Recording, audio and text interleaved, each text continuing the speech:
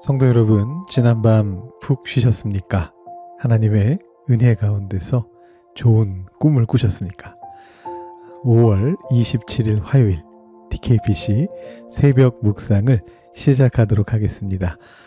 우리 어제 말씀드렸던 것처럼요, 오늘은 시편 전체에 대한 설명을 먼저 간략하게 드린 다음에 오늘 통독 범위에 대해서 좀 설명드리도록 하겠습니다. 사실 시편은 굉장히 간단합니다. 왜냐하면 이것이 시라는 것만, 노래라는 것만 기억하고 있으면 사실 거의 모든 시에 대한 이해를 하실 수 있기 때문에 그렇습니다.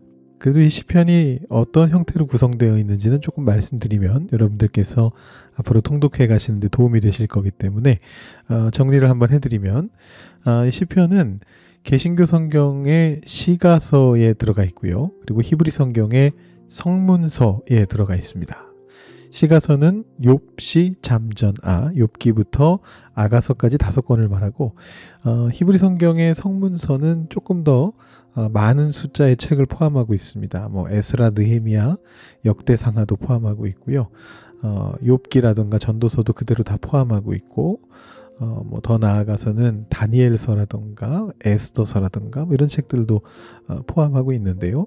이 넓은 범위 안에 있지만 핵심은 뭐냐면 시편입니다. 어디에서 그걸 확인하실 수 있느냐 하면 신약성경에 예수님께서 구약성경을 호칭하실 때 모세의 책과 모세와 그 다음에 예언자들과 그리고 시편이다 이렇게 표현을 하시거든요. 그래서 이 시편을 성문서의 범위에 있는 가장 핵심적인 책, 가장 중요한 책으로 간주하셨다라는 것을 확인할 수가 있고요. 이 시편은 총 150편의 시로 이루어져 있는데 이것이 다시 한번 그 안에서 5권으로 나뉘어집니다. 왜 5권으로 나눠지냐 하면 오경의 구조를 따르기 때문에 그렇습니다. 아까도 말씀드린 것처럼 오경을 모세의 책이라고도 부르는데 이 책은 5권으로 구성되어 있습니다. 창세기, 출애굽기, 레위기, 민수기, 신명기 5권으로 구성이 되어 있기 때문에 나중에 성문서가 만들어질 때 시편을 만들면서도 이 가장 중요한 오경을 중심으로 구조를 만들다 보니까 이 시편도 5권으로 나뉘게 된 것입니다. 그래서 1권은 1편부터 41편까지, 2권은 42편부터 72편까지, 3권은 73편부터 89편까지, 4권은 90편부터 106편까지, 5권은 107편부터 150편까지로 구성이 되어 있고 각각의 권들은 모두 송영으로 마무리가 되도록 그렇게 구성이 되어 있습니다. 사실은 그런데 이 시편은 그 시 하나하나가 단독적으로 의미를 지니는 시들이죠. 26편을 이해하기 위해서 반드시 25편이나 27편을 알아야 되는 건 아니다라는 것입니다. 그렇기 때문에 사실 시편을 이해하기 위해서는 구조보다도 더 중요한 것이 있는데 그것이 바로 시편의 장르라고 하는 것입니다.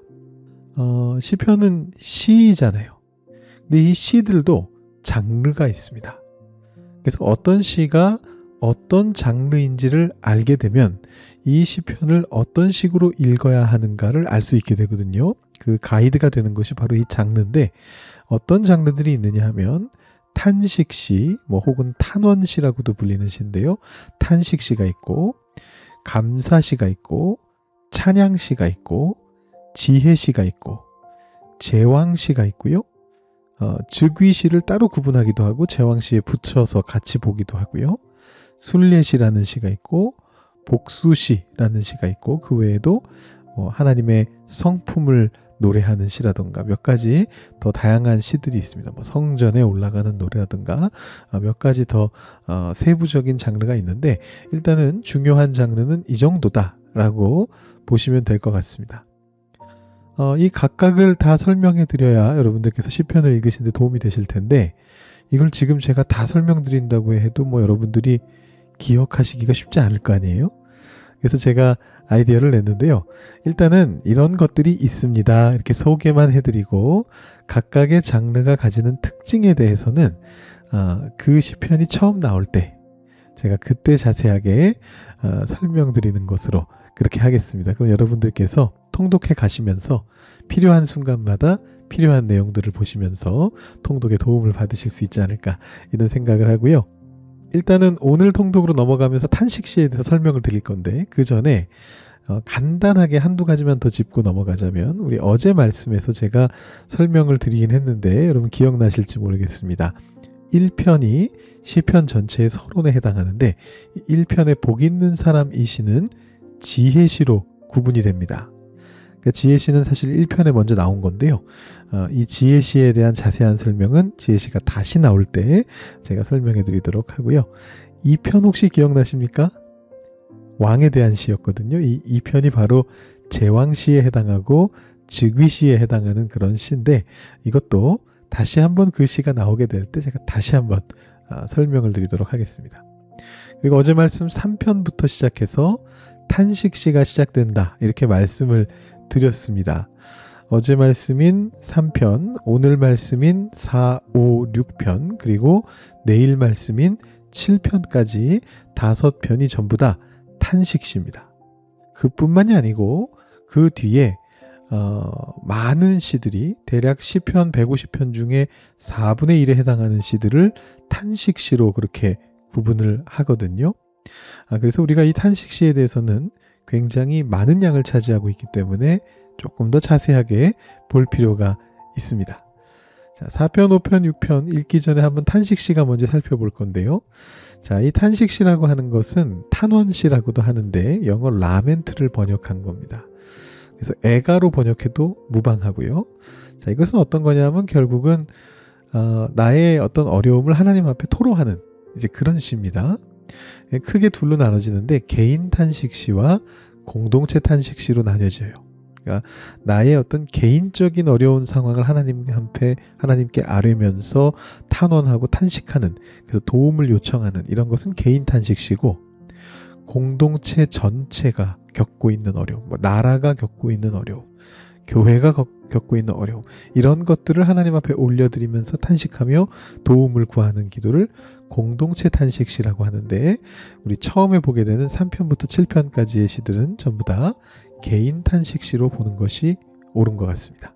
자, 그래서 전체적인 내용은 방금 말씀드린 것처럼 탄식하는 거거든요. 하나님께 나의 상황을 아뢰고 도움을 구하는 그런 건데 이것이 탄식으로 끝나는 경우도 없지는 않습니다만 거의 대부분의 경우에는 시의 맨 마지막 부분에는 응답에 따른 찬양이 담겨져 있습니다.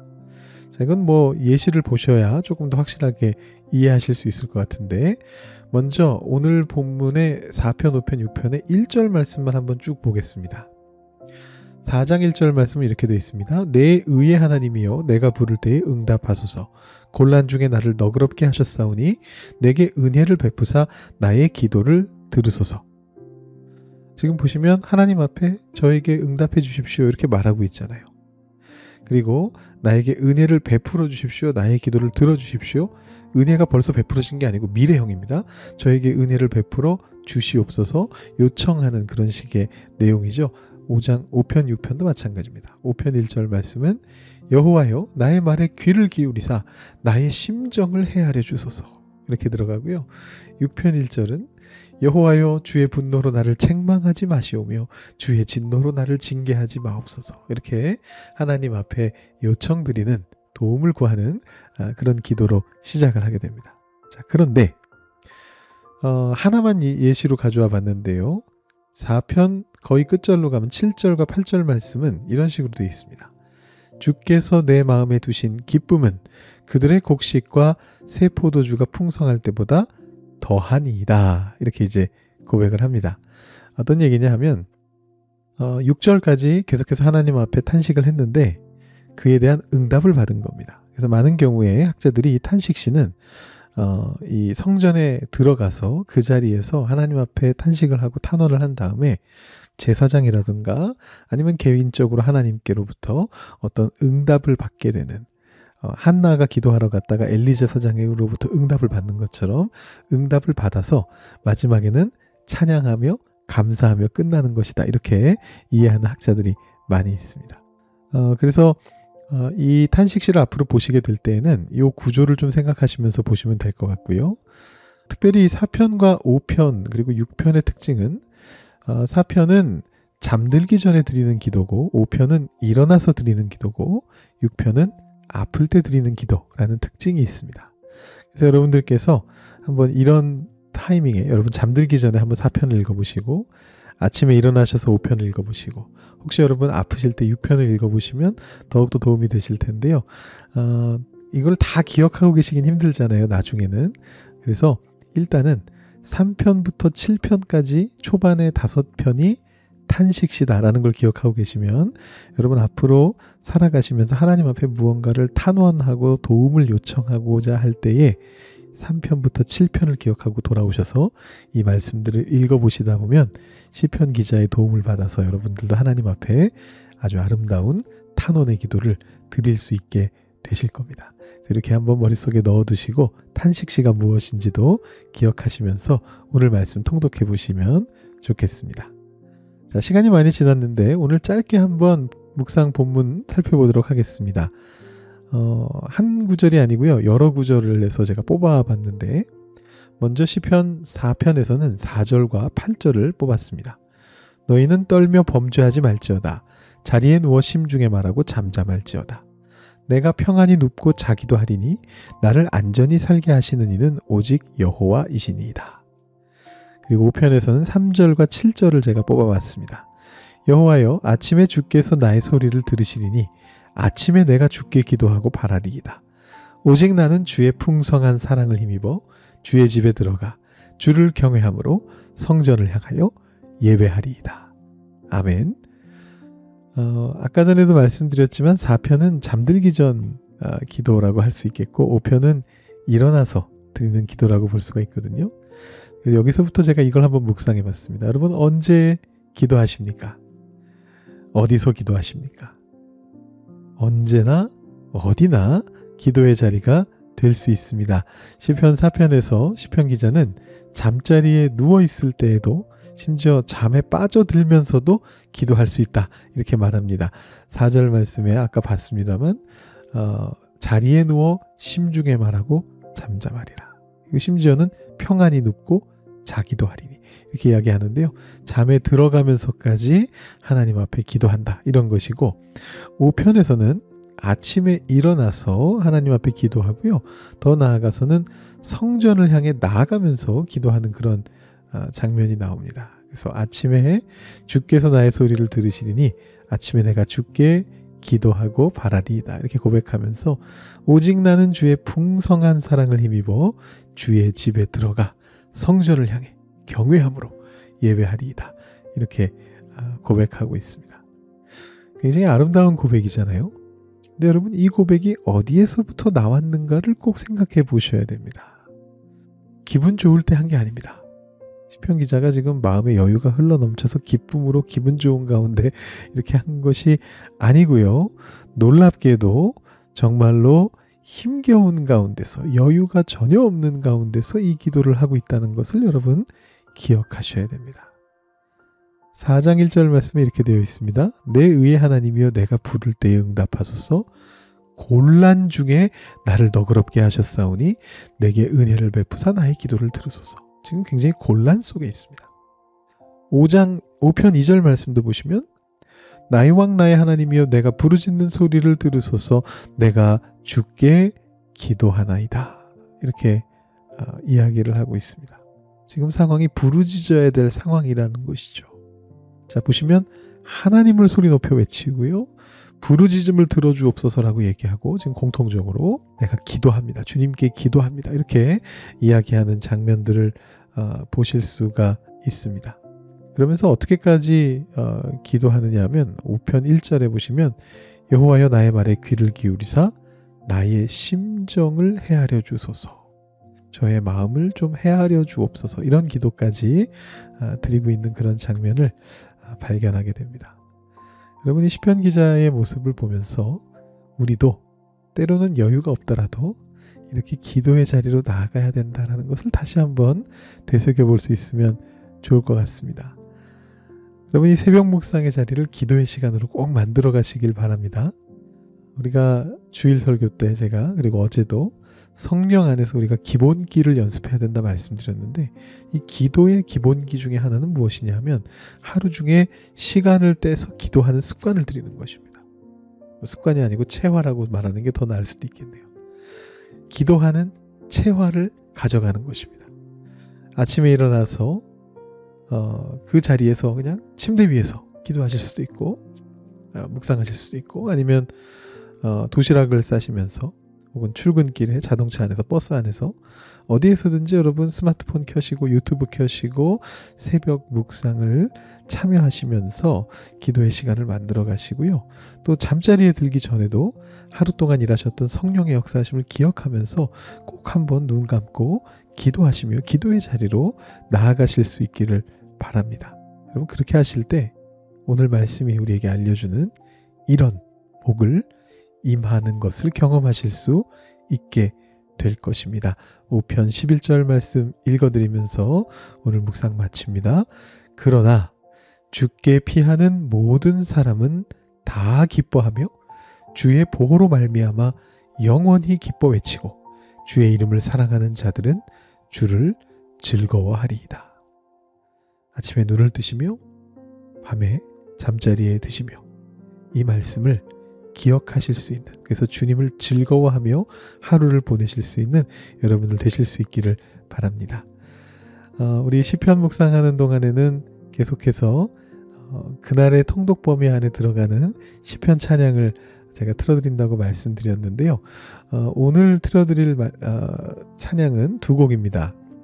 시편 4편을 토대로 작곡이 된 나무엔이라고 하는 분의 의로우신 나의 하나님이라는 참 아름답고 서정적인 곡이 있는데, 앞부분 한번 들려드리고요. 이어서 좋은 씨앗이라는 좀 오래된 그룹이 있습니다. 제가 굉장히 좋아했던 그룹인데, 좋은 씨앗의 시편 5편을 토대로 작사된 나는 오직 주님의 풍성한 인자로, 이 찬양 계속해서 들려드리면서 여러분 기도하시는 동안 들으실 수 있게 해드리고요.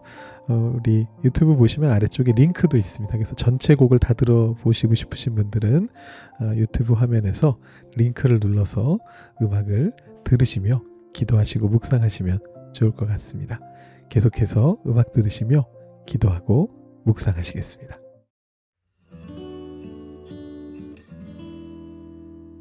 의로우신 나의 하나님, 내가 주를 부를 때에 응답하소서. 나에게 은혜를 베푸사 나의 기도를 들어주소서.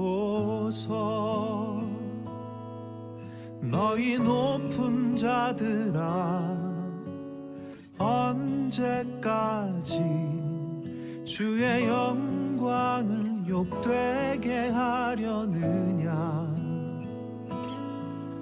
헛된 일을 좋아하고 언제까지 거짓 신을 섬기겠느냐.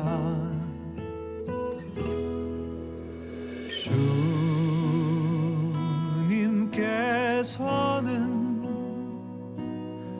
너의 헌신을 돌보고 기억하신다. 주님께서는